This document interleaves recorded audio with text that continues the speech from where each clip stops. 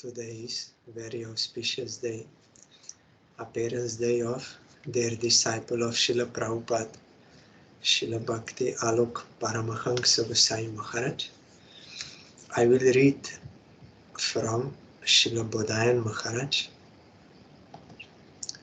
I think you have already read in Srila Bharati Gosai Maharaj's book. So this is from Srila Bodhayan Maharaj. A transcendental baby was born to landowner Shri Kali Kumar Singh Chowdhury and Srimati Chandravali Devi in the village of Bhavanipur, Ramganj, Noakhali, Bangladesh on Thursday, 4th May 1893. They named the newborn baby Mahendra Kumar Singha Chowdhury. The baby had all transcendental qualities. Mahendra Kumar was a jewel of the society. He studied at his village's primary school. Afterwards, he left his village and went to Bagherhat College, located in Khulna, Bangladesh, for higher studies. Since his childhood, he had eagerness to serve Lord Hari. During his studies, Srila Prabhupada came to Bangladesh. At that time, Mahendra Kumar met Srila Prabhupada. After meeting Srila Prabhupada, his eagerness to serve Lord Hari increased, and he decided to leave his studies and go to Kolkata. Then, he found out that Srila Prabhupada was in Mayapur. Mahendranath went to Mayapur and met Srila Prabhupada again. He fixed his mind to serve Shri Shri Guru Gaurango, Gandharvika Giridhari Jiu, the first deities established by Srila Prabhupada.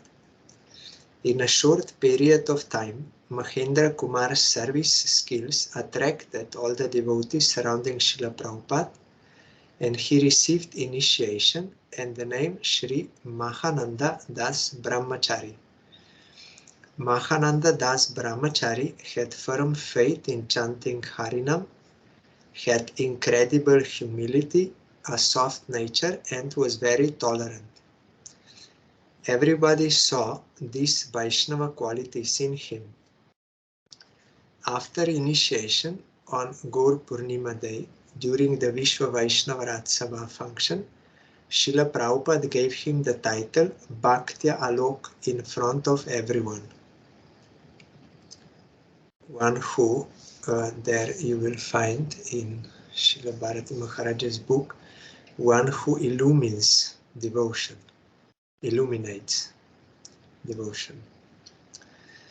During his brahmachari life, Mahananda Brahmachari used to look after the Bhagavat printing press at Krishnanagar, which used to print the Nadia Prakash and various periodicals of Srila Prabhupada. He used to also be on the management of Sri Chaitanya Math, that is original Math. After Srila Prabhupada Bhaktisiddhanta Saraswati Thakur's physical departure in 1937, Mahananda Brahmachari went to his godbrother Binod Bihari Prabhu, later known as Srila Bhakti Pragyan Keshav Gosai Maharaj, the founder of Sri Gauriya Vedanta Samiti, and assisted him in every aspect for a long time.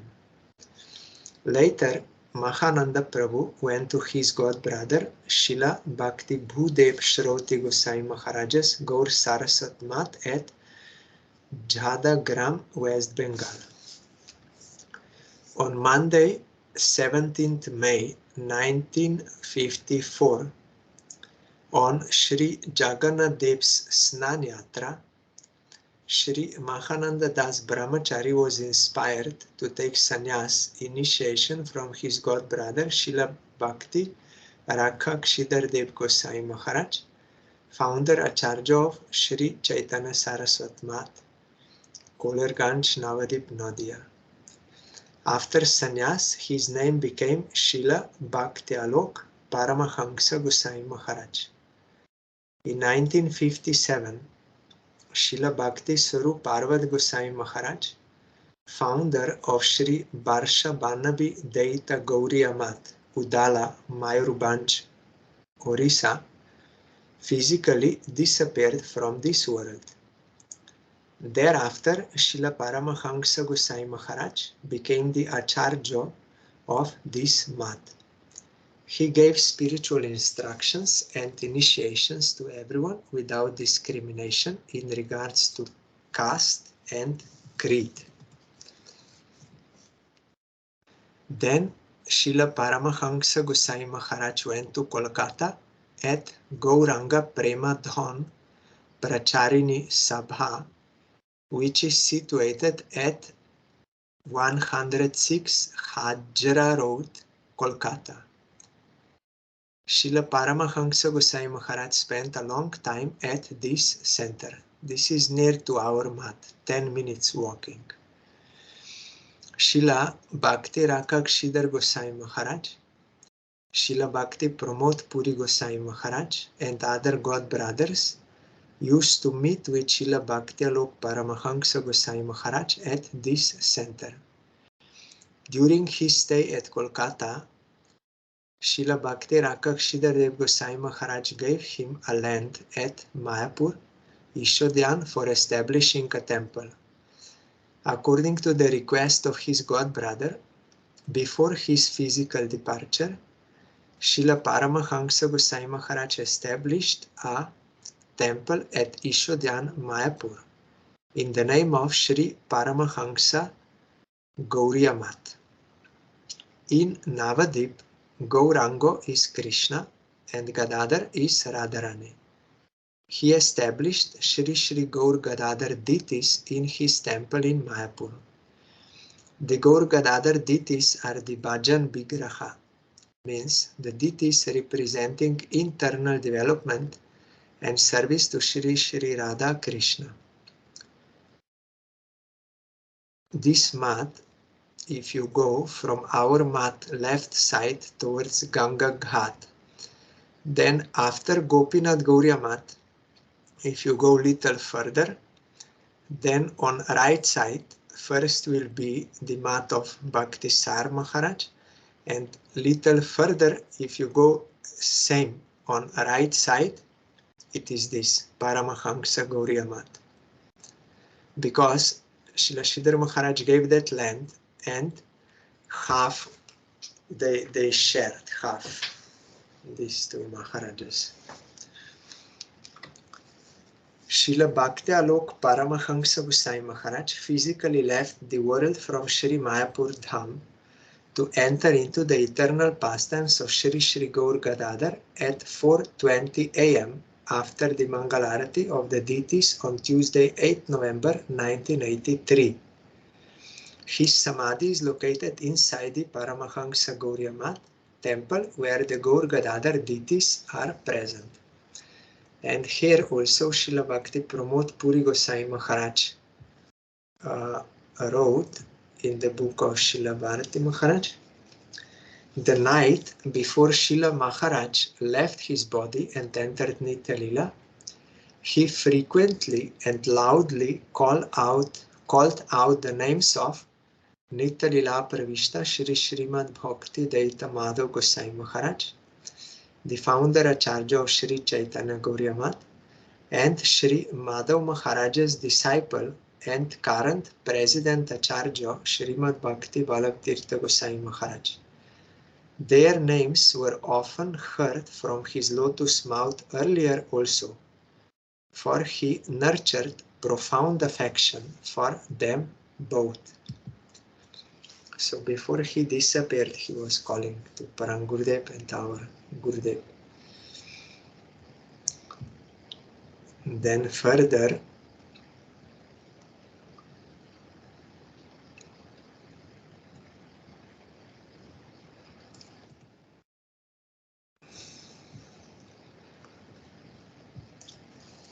after his departure, one of his renounced female disciples, Pratima Devi Dasi, used to look after all of the temples. After Srila Paramahansa Gosai Maharaj's departure, his disciple Shri Nitai Das Prabhu took sannyas from Srila Bhakti Pramod Puri Gosai Maharaj, founder Acharya of Shri Gopinath Gauriya Math, and got the name Srila Bhakti Sadak Nishkinchan Gosai Maharaj.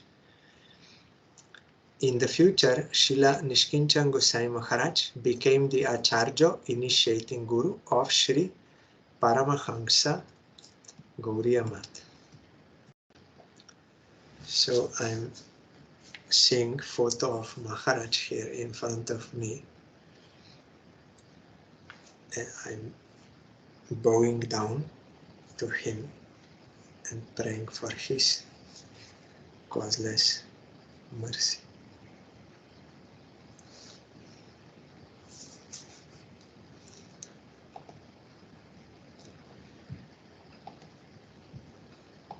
And we are also hearing Srimad Bhagavad Gita. Last we heard, Krishna is telling to Arjuna, O Partha, the steadfast attachment of those who are addicted to enjoyment and wealth, who are ignorant, too much engaged in extolling portions of the Vedas without grasping their real meaning, who say there is no truth other than the object of enjoyment, who are attached to trivial desires, hanker after heaven, and speak such apparently sweet words as lead to the cycle of births and deaths, and abound in fruitive actions leading to enjoyment and wealth, and the minds of whom are allured by such words are not deeply and exclusively concentrated upon God. This is what we heard last time. If someone has other desires, worldly desires, then he cannot concentrate on God. Impossible. We heard Prahlad Maharaj said, he replied to Hiranyakashipu, when Hiranyakashipu asked, how you got this devotion to Vishnu, he said, I did not get by my own effort, by these two teachers, Sanda Amarka. They are speaking Vedas, but that karma can't flower those portions for worldly benefits, not knowing the actual purport of the Vedas is devotion to Krishna, or by any other conditioned soul who are all attached Griha Bratas, or by combined effort of all us. I did not get. I got by the grace of Narad Goswami, who is a pure devotee. So only by getting the dust from the lotus feet of pure devotee, taking bath in that dust, one's mind can go to Krishna. Otherwise it is impossible. Then explanation is here. These ever-shifting persons are ignorant. They are always restless. Today, all the time running after sense enjoyment. So they are not stable. These ever-shifting persons are ignorant. For they extol the Vedas without knowing their esoteric meaning, and therefore misinterpret them. They are desirous of the trivial fruits of their actions. They are seekers after heaven, as distinct from Vaikuntha. Here heaven does not mean kingdom of God, but heavenly planets, those Svarga, not Vaikuntha. Vaikuntha is the transcendental, blissful realm of the Supreme Lord. They are fond of satisfying their ears with words which are sweet and agreeable in the beginning, but poisonous in the long run, and are carried away by such words, only to fall a victim to the tasting of the alluring rind of fruitive actions and of the Seppel's stone of dry Gnosticism, which ultimately leads them to the cycle of births and deaths, with an insatiable desire for enjoyment of wealth, woman, and power. And then one Bhagavatam verse is here quoted. These stupid and senseless persons, being greatly addicted to sensual enjoyments and powers, cannot possess any hold on concentrated intelligence, nor can they have any steadfast attachment for me. Then next verse.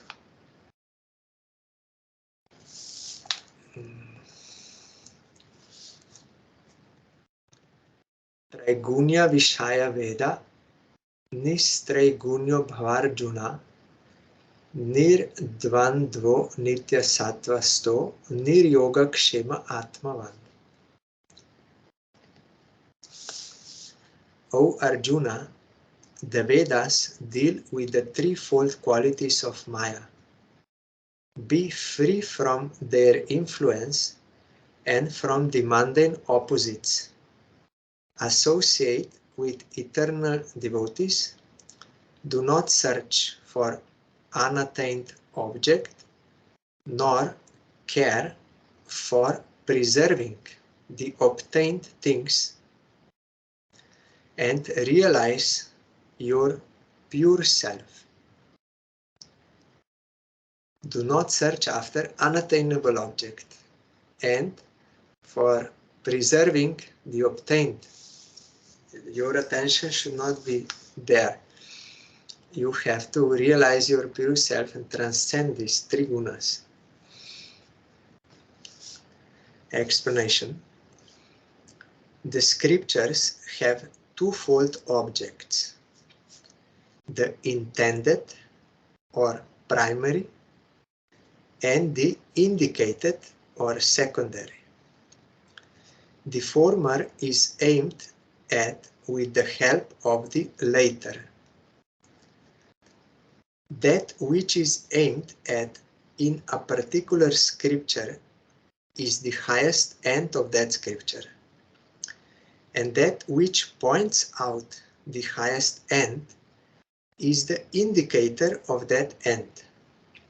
As for example, when the pole star is intended, the brightest star nearest to it is pointed out to locate the pole star. Therefore, the pole star is the intended object and hence the end, while the brightest star nearest to it is the indicator, which is different from the end itself.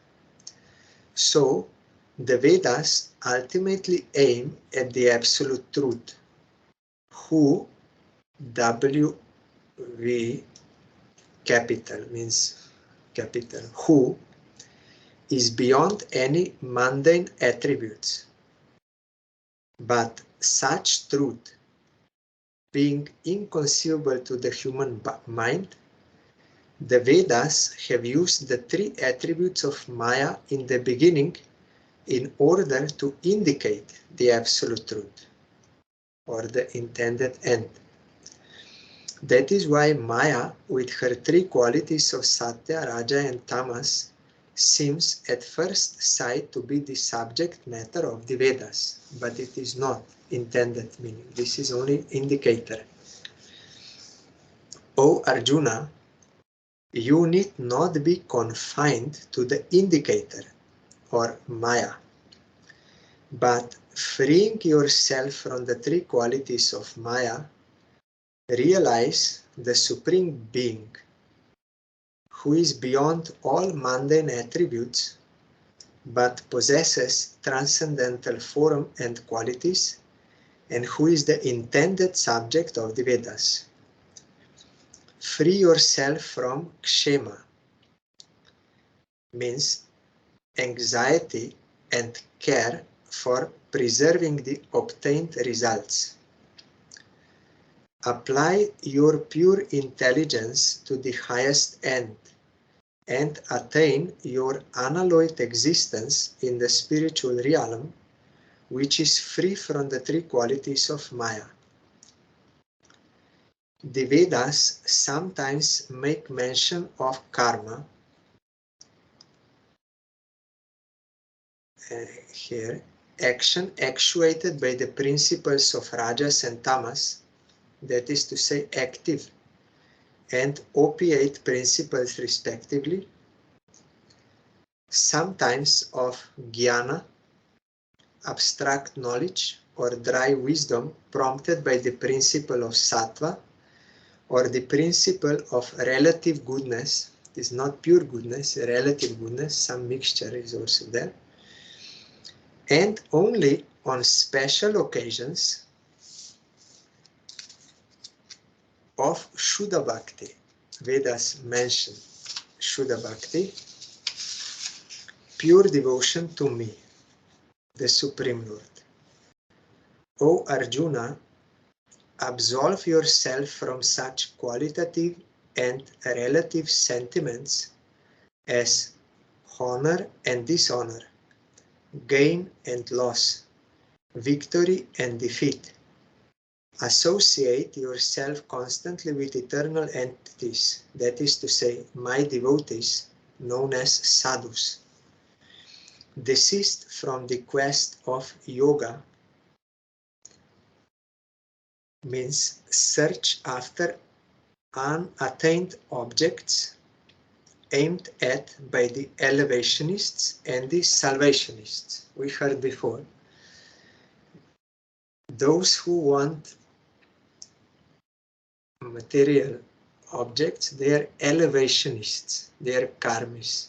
They want to elevate themselves to higher and higher position and to heavenly planet Swarga. So that is unattainable, so you should not go after that. Means now you don't have,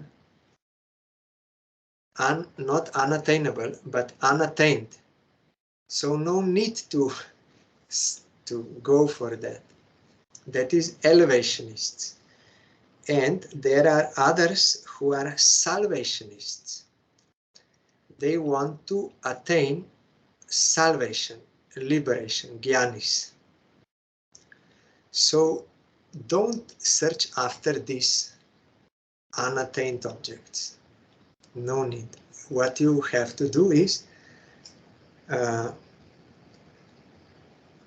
associate with devotees and get my service.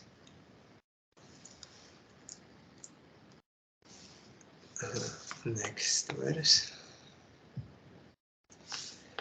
Yavan arta udapane sarvatah samplutodake tavan sarveshu vedeshu brahmanasya vijanata.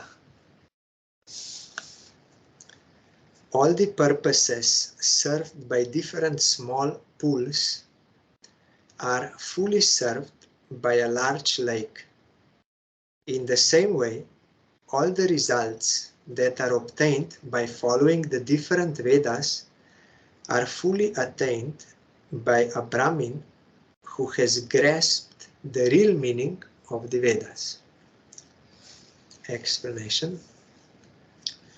Some pools are useful for drinking purpose and some for bathing.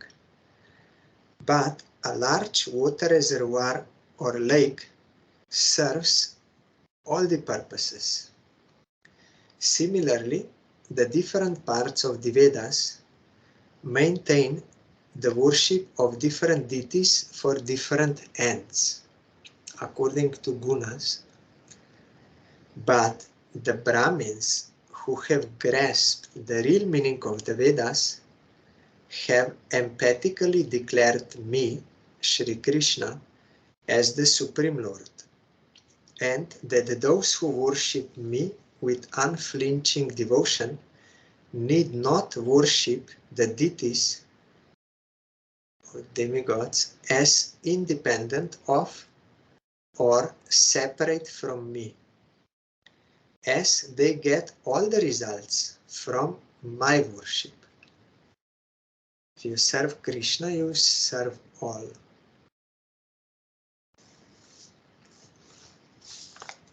No need to separate.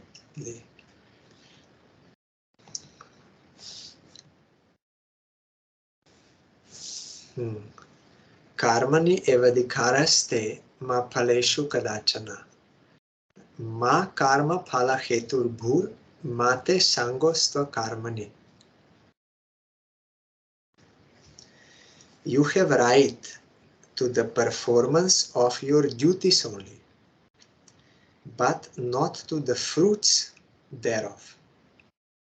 Don't be the enjoyer of the fruits of your action, and let your desire be not for the dereliction of your duties. Means to not perform your duties. So we want to do something to enjoy the fruit. And if we hear, no, you are not entitled to the fruit, then we will say, oh, then I will not do. But the thing is, we have to do without this attachment for the fruit. Explanation: perform your ordained duty without seeking any fruit. There are three kinds of duties, viz. Daily or nitya, causal or occasional noimitic, and fruitive kamya. Of these, the last, that is to say action done with the motive of gain, is evil. Those who do it are bound to reap its fruits. I therefore tell you for your good to refrain from enjoying the fruits of actions. So nitya, noimitic, and kamya. Kamya is always to be given up for some enjoyment. Action has been divided into karma, akarma, and vikarma. Of these, both akarma, that is to say, dereliction, means you don't want to do, of ordained duties, and vikarma, that is to say, sinful actions, are most harmful. To not do your duties and to do wrong things, that is both harmful. Shun them both by all means. You give up. You have every right to perform the duty incumbent on you, means which is ordained for you, or you are to do it, by the socio-religious injunctions of the scriptures, but you have no right over the fruits thereof. Those who follow Bhakti Yoga are allowed to perform their daily and occasional duties only for the purpose of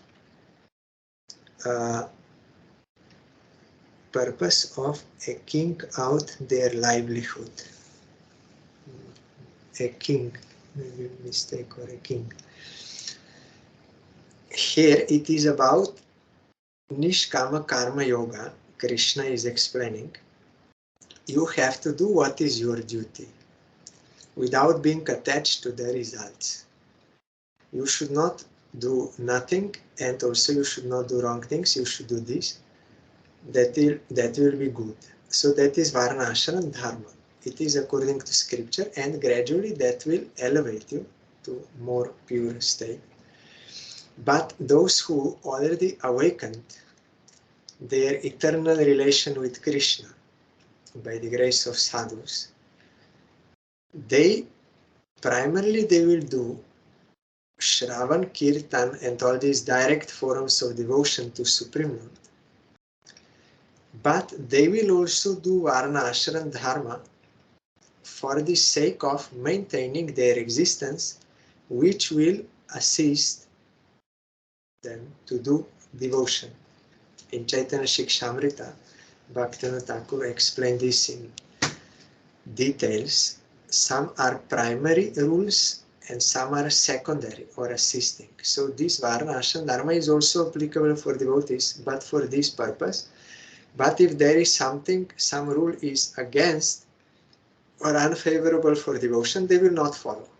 They will follow only what is favorable, because it will be more easy to maintain their life if they are working according to their nature, and it will be beneficial for all, for others also.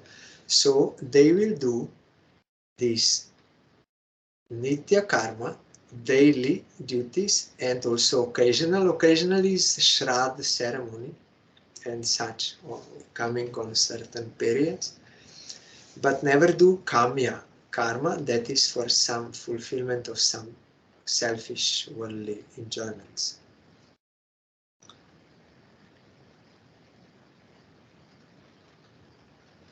Explanation. Next verse. Yogastah kuru karmane sangam tyaktva dhananjaya siddhya siddhyo samo bhutva samatvam yoga uchyate.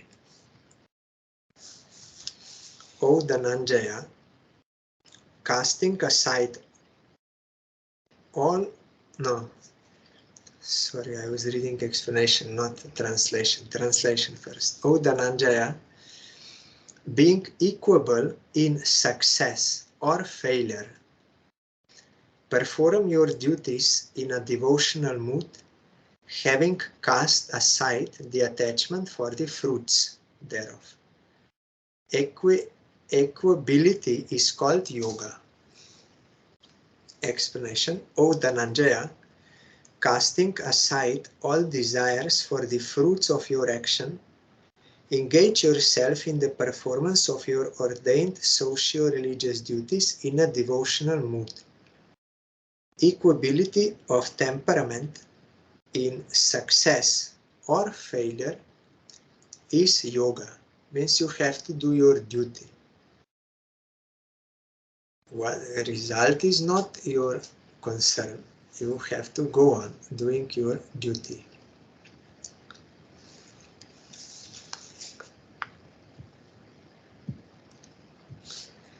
Durena hi avaram karma buddhi yoga dhananjaya buddho sharanam anvicha kripanah pala hetava. O Dhananjaya, a selfish fruitive action is much worse than unselfish devotional service. Take and cultivate the spirit of refuge, means surrender, in disinterested devotional service. Selfish seekers of fruits are mean, means evil.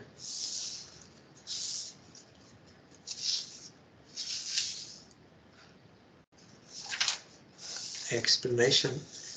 O Dhananjaya, cultivate a devotional attitude by the application of pure intelligence and perform your ordained duties disinterestedly.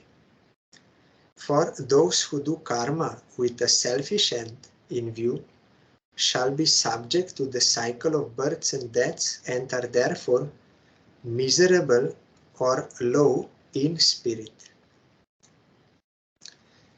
Buddhi jukto jahatiha ube sukrita dushkrite tasmat yogaya yujasva yoga karma su kaushalam. He who performs unselfish devotional service gets rid of both virtue and vice in this very life. Hence, take care to perform unselfish service. Unselfish devotion is the secret of performing duties.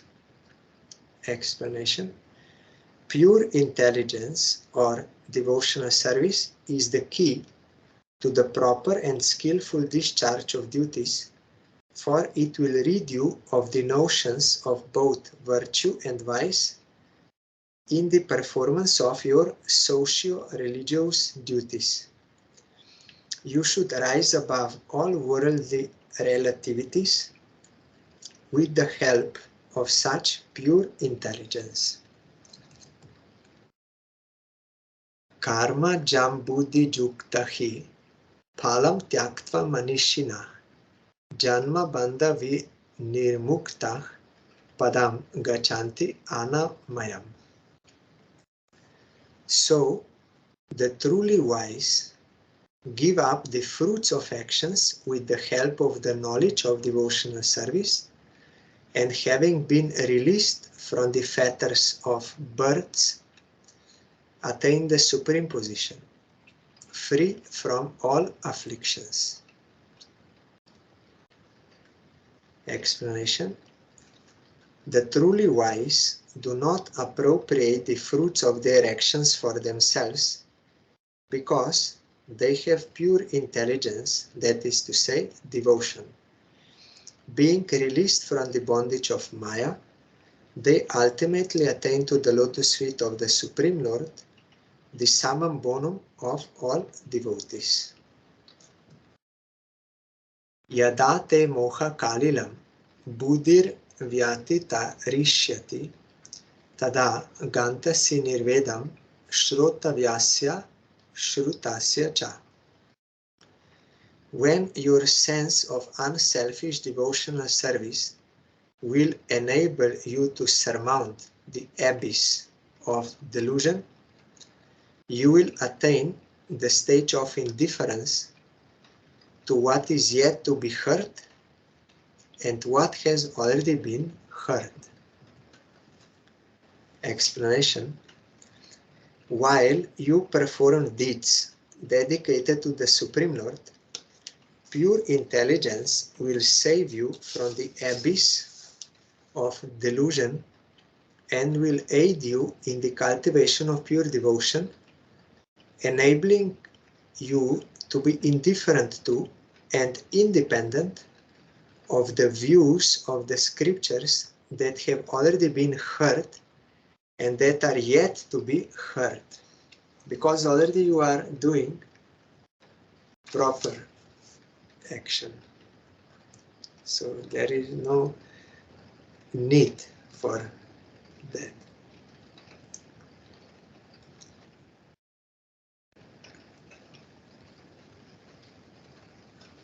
Like those who are in Raga Marg, for them there is no use of hearing all rules of Vaidhi Bhakti. No, they are already following their natural love for Krishna. No one needs to tell them, you do this because it is very good. No need. Like here, when one engages in devotion, then he already is doing what is proper. No need for other regulations for karma and jnana. Shruti vipratipannate yada stasyati nischala samadho achala buddhis tada yogam avapsyasi. When your knowledge that is disturbed by the divergent expositions of the Vedas will become steadfast in and fixed on the absorbing meditation on the Supreme Lord, you will attain true devotion. Explanation. When your intelligence will no longer be ruffled by the divergent expositions of the Vedas, Steadfast shall you be in your meditation of the Supreme Lord, the goal of all scriptures, and surely shall you then attain unalloyed yoga, that is to say, the perfect harmony between dedicated action, pure knowledge, and true devotion. Dedicated action, pure knowledge, and true devotion. All are one in devotion.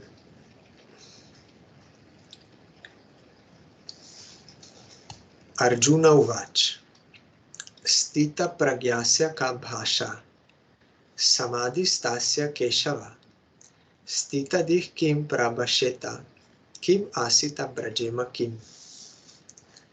Arjuna said, O Keshava, what are the characteristics of one who is fully established in perfect knowledge and deeply absorbed in meditation?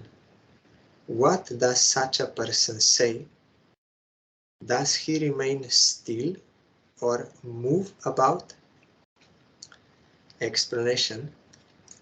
Arjuna said, O Keshava, what are the characteristic features of a person who has fully realized his own self? What does he think or say on occasions of honor and disgrace, praise and blame, and love and hatred? What is his conduct? And what is his attitude towards the outside world when pursuing the path of indulgence and the path of abstention? Indulgence means fulfilling desires. Abstention means to abstain, refrain from, abstain, to not take.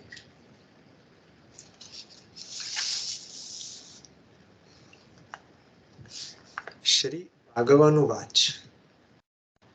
Prajahati yada kaman sarvan partha manogatan atmani evatmana tushta stita pragyasta dochyate. The Supreme Lord Shri Krishna replied, O Partha, when a jiva relinquishes all mental desires and becomes contented in self with the realization of the soul, he is said to be well founded in wisdom. Explanation. The Supreme Lord replied, O Partha, when an individual relinquishes all his mental desires and attains the blissful realization of his own real self and of Godhead, he is said to have reached the stage of placidity or serenity. Means peaceful, always calm and peaceful, stable. Dukheshu anudvignamana Sukeshu vigata spriha vitaraga bhaya krodha stita dhir munir uchate. A jiva who is unperturbed by any sort of affliction and is free from desires for enjoyments and from all kinds of attachment, fear and anger is said to be a truly wise, self-controlled sage. Explanation. He is free from all perturbation despite physical, mental and social sufferings. He is indifferent to pleasures and pains, whether physical, mental or social, and he is free from all attachment, fear and anger. Such a soul is said to have full control over his senses. Sometimes Gurudev explained, like if you are on earth, then there is earthquake. You will feel it and you will be disturbed and fearful like this. But if you are up in air, in aeroplane, there may be earthquake in earth, but you will not be disturbed by it. You will not feel it. Like that, one who is in transcendental position, he is not disturbed by these things. nor is he fearful, because he already knows Atma is not born, will not die. Body will die, but I'm not body. So he has no fear and no anger. Why? Because he has no any worldly desires. So anger comes when some worldly desire is not fulfilled. He will become angry. But he has no worldly desire, so how anger can come? So this is one who is realized soul.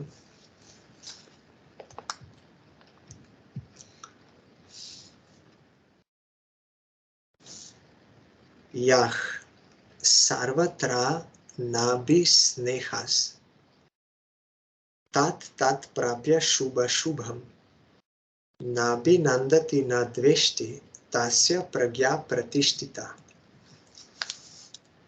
His wisdom is well founded who has no affection for any mundane object, and having met with good or evil does not become exultant or abhorrent. Explanation. His wisdom is well founded who is bound by ties of flesh to none, and who is neither exultant, means happy, nor despondent, depressed, under good or evil circumstances. So long as the physical body continues to exist, the question of mundane gain or loss is an inevitable factor, but he who pays no heed to either of them possesses serenity of mind.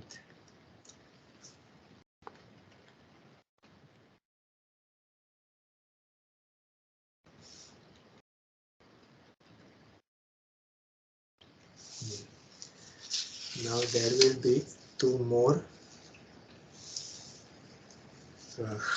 What are the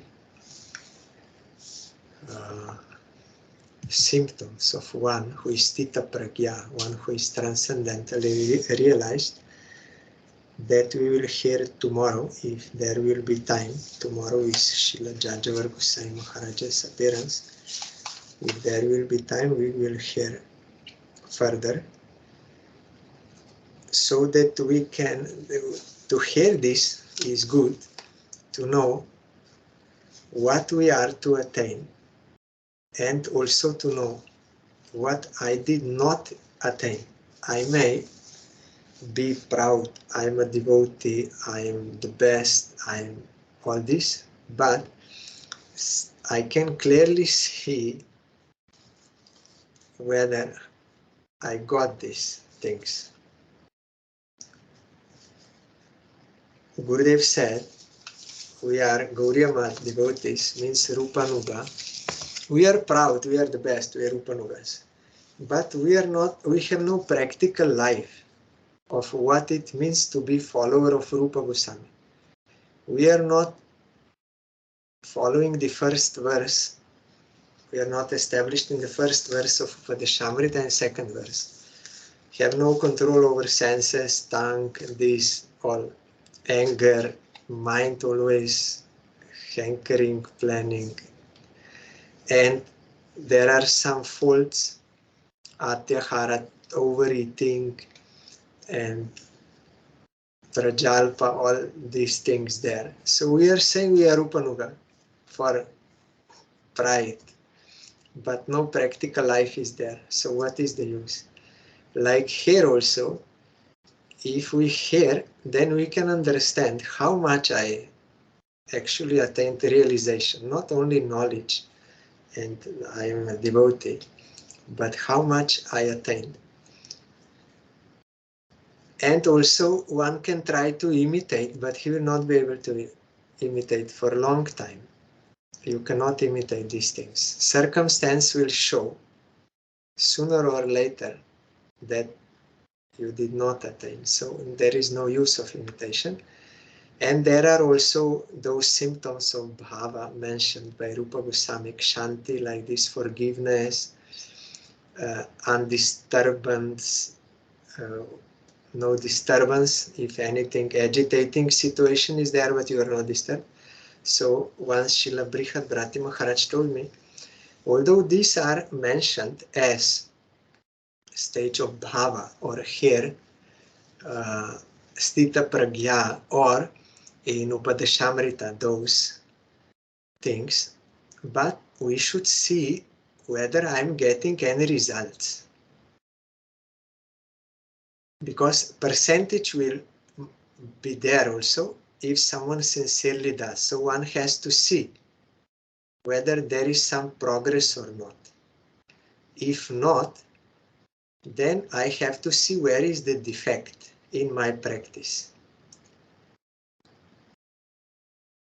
With the help of Shastra and Guru, I have to see whether any defects are there and I have to rectify. Then I can make progress. But if only I am satisfied, yes, I am a devotee, I am the greatest in this world, then you will get only that kind of benefit, but not actual spiritual, devotional benefit. So tomorrow we will share.